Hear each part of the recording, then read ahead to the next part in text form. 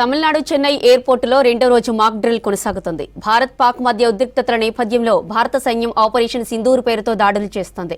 ఈ నేపథ్యంలో కేంద్రం దేశవ్యాప్తంగా 259 ప్రదేశాల్లో వార్ మాక్ డ్రిల్స్ నిర్వహించాలని ఆదేశాలు జారీ చేసింది. దాడులు జరిగినప్పుడు ఎలా తప్పించుకోవాలో, ప్రజలను సురక్షిత ప్రదేశాలకు ఎలా తరలించాలో రిహార్సల్స్ చేశారు అధికారులు.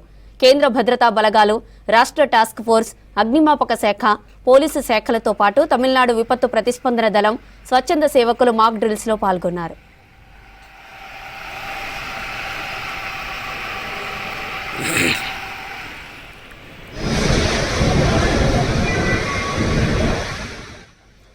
తమిళనాడు చెన్నై ఎయిర్పోర్టులో రెండో రోజు మాక్ డ్రిల్ కొనసాగుతుంది. భారత్ పాక్ మధ్య ఉద్రిక్తతల నేపథ్యంలో భారత సైన్యం ఆపరేషన్ సింధూర్ పేరుతో దాడులు చేస్తోంది.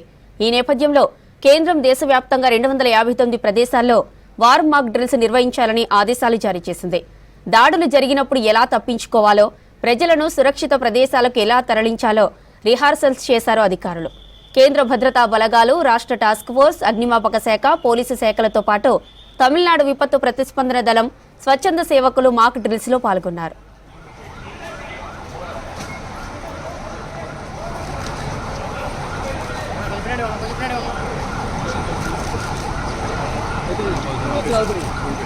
Gracias.